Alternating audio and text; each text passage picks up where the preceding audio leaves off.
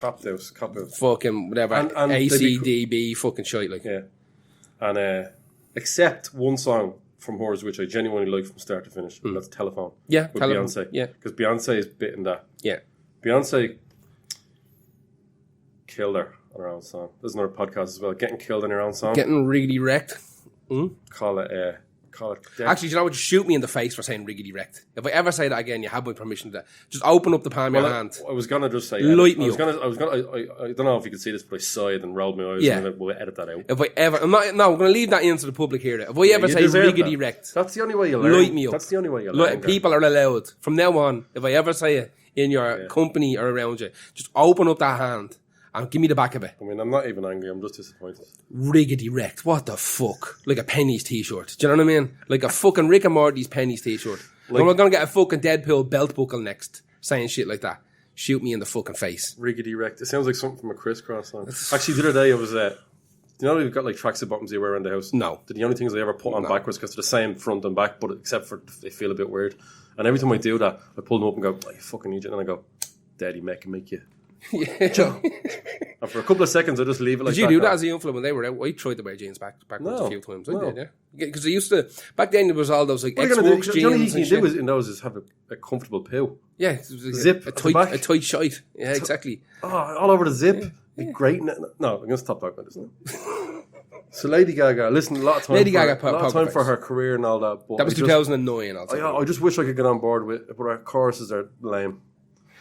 I think they work. For a certain... They absolutely work, and that's why she's famous. Of course. If they were weird on the... She also... Born This Way is a song that she stole from Madonna, and Madonna said that, and then took it back, because, Madonna's afraid to be not relevant. Like yeah. So we wrote it together. Yeah. Just come up with some shite like that. Just That's express yourself. Born This Way is express yourself. Yeah, pretty much. Right, what's your next one? My next one is this right? It is Don't Let Go by En Vogue. En Vogue. Killer. En Vogue. Oh, God, what a song. En Vogue, yeah.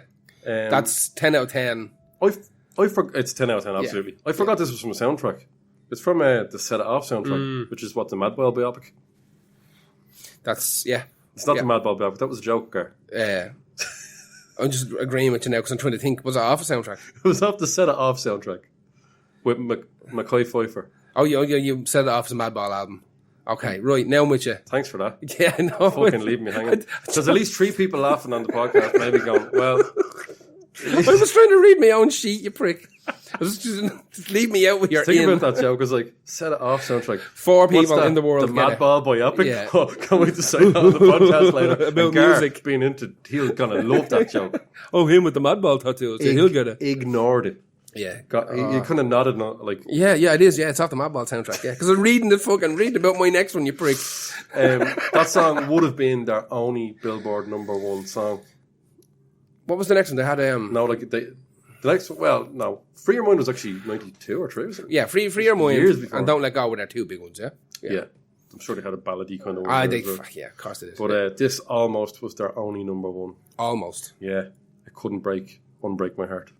Tony Braxton. You can't beat that. That's a unlucky time to release her. Yeah. That's an unlucky time to release. We should do a whole podcast of us just singing along to songs. I always want to sing these songs when I start because it's just kind of compulsory. Singing makes you feel good as well. Yeah. Busting makes me feel good. Do you know the Dawn Robinson? The kind of smaller one of En Vogue, the angry one? Yes. That was one of my crushes. You like them angry women? The ones that can bat you? Yeah. No, a few lads like that. We saw one, either. Yeah. Who's your next one? My next one is Britney Spears. And the song is Work Bitch. Great song. It's killer. Fucking brilliant song. It's killer. It's the only... I'm not going to say it's the only good Britney Spears song. No, she's got loads of great songs. Yeah, but that's the only one you could drop. It's up there with the best, yeah. In a good mixed set, kind of DJ session. It's a big kind of electro pop fucking thing. When it breaks... When it builds up and when it finally breaks, it's mad aggressive. But it doesn't make sense in comparison to a lot of her other songs. No. That's when she wants to be dance floor as well. A lot of artists will go onto the dance floor, and that's her dance floor song. That and the song "Shit" with Will.i.am, "Scream and Shout," which is also a really good song. Well, this came out. Work Bitch came out in 2013, and I think it was off the She had 2 albums in between her big mental breakdown. Remember, she went to Bray and shaved her head and started getting tattoos and smashing in up cars. Bray. Yeah, it was. Yeah. She shaved her head in Bray. She shaved her head. I think she shaved her head in Ireland, and she came to Ireland. She went to Bray, and she got a couple of shitty tattoos in Bray. And then dear. I don't think she smashed the car up in Bray. I think she smashed the car up in America. But she's done some other weird shit here in Ireland. Like, she went to Bray. That's yeah. I don't know. I don't A lot of people get shitty tattoos and shave their head to be cool in Bray. I think. But that's just normal in Bray. Do you ever feel that way about Bray? It's like quite affluent, but they try too hard to be. Bray is weird.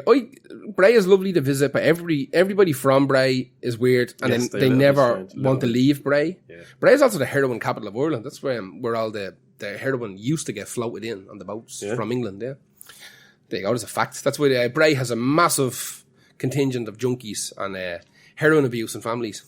Strangely enough, You in call Bray, Britney Spears junkie. I'd say maybe that's one of the reasons she went to Bray.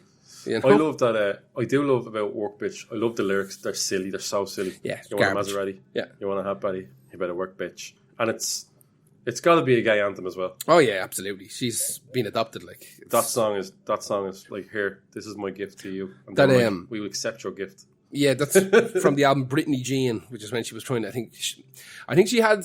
Is that a reference to Norma Jean? Marilyn No, that's Monroe? her name. Oh, it is. Yeah, Britney Jean Spears. She had 2 albums, I think, where she tried to break out with a kind of bubblegum princess thing, where she tried to go down that Madonna route. Circus was one of them, but that has a few bangers on it. That has a few. That's got a If You Seek Amy, which is fuck me if you spell it out, If You Seek Amy, and Womanizer, which is just outrageously good. yeah. But that peaked number 12 in the Billboard charts. But I think that's because it wasn't. It's not considered one of our biggest songs. I don't think actually. Whenever I play that to the younger crowd, they're like, "No, no." What is it? Yeah. You have to find somebody in their kind of late 20s to mid 30s. 25 onwards. That's when and they get it. They'll go mad for that. It's one of those big fucking stonkers. Right, what's our next one? Kylie Minogue, Confide in Me. It's a killer. Oh God. Kylie has 2 modes, doesn't she? She got There's a lot like of modes, dance floor fucking anthem and And like, indie-ish. yeah. She's touching indie. She's She got did this that like in indie festivals spooky back in mode. the 90s. Yeah, She's spooky mode, doesn't she? Yeah. Like a little slice of goth in her. Yeah, You know? that's it is. It's quite, it's kind of James Bondy, the song, isn't it? Yeah. It has that kind of Middle Eastern feel to it.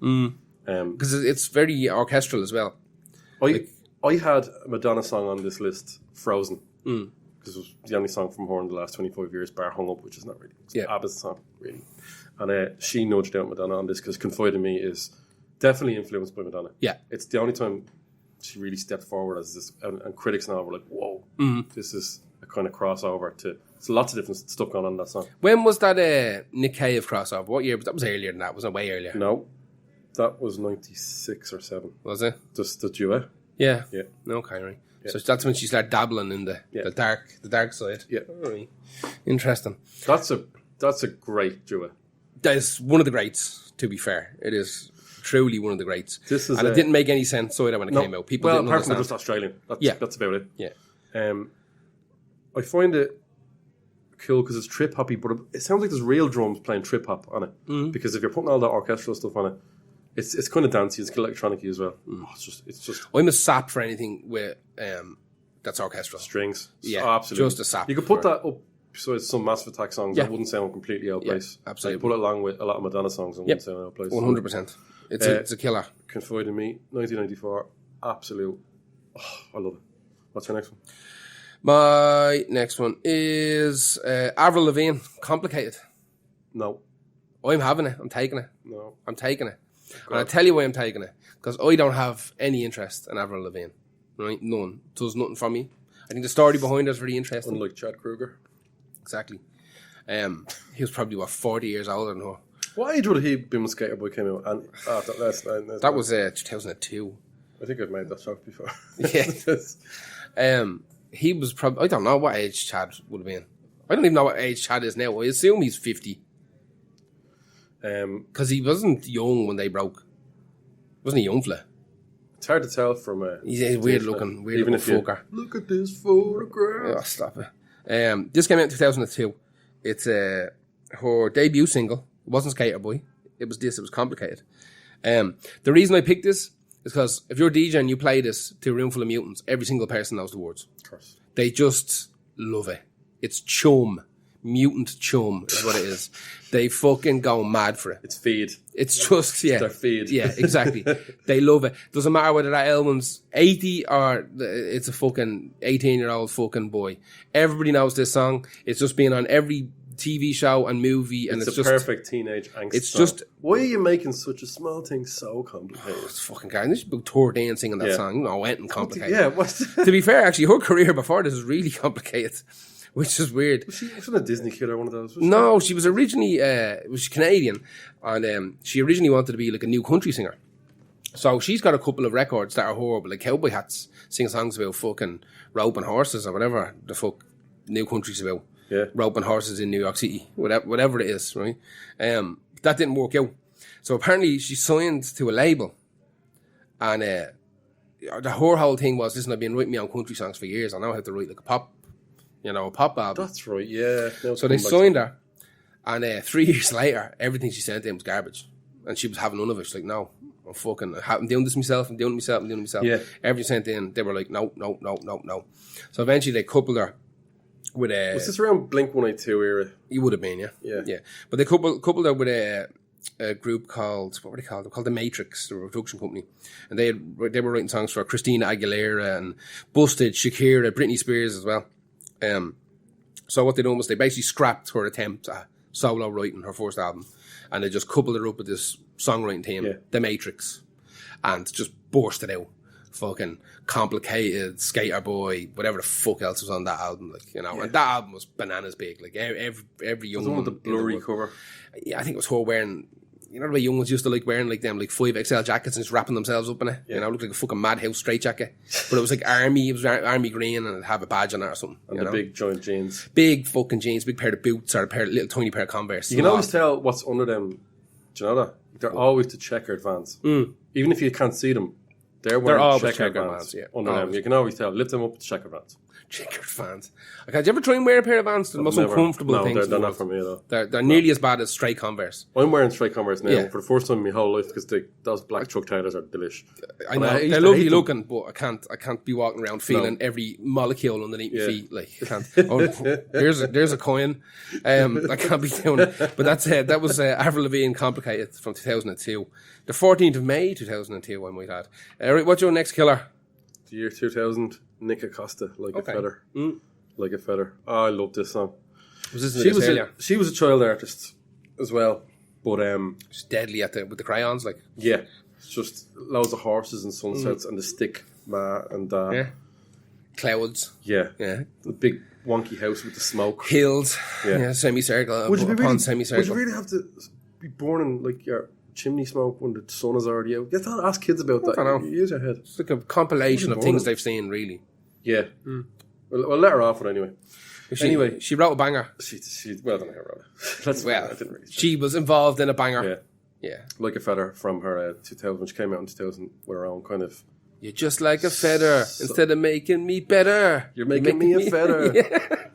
That's what I should have picked. I should have picked that Pink song. She has a very famous godfather. Does she? Yeah. But I'm gonna do a little test with the audience listening. All right. This is another person who you'll never guess who her godfather is, unless you already know. But also another strange fact about her godfather: Nicolas Cage. He was the person who was contractually obliged to be offered the role in Die Hard before Bruce Willis. They had to go to him first because he was in the original. Because Die Hard's a remake.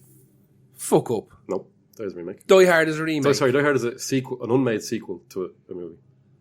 And they had This is all new to me. They had to. This is more interesting. The song. So I'm just gonna roll this. Yeah. Please. So Burt Reynolds. No, he's not. You wouldn't consider him an actor.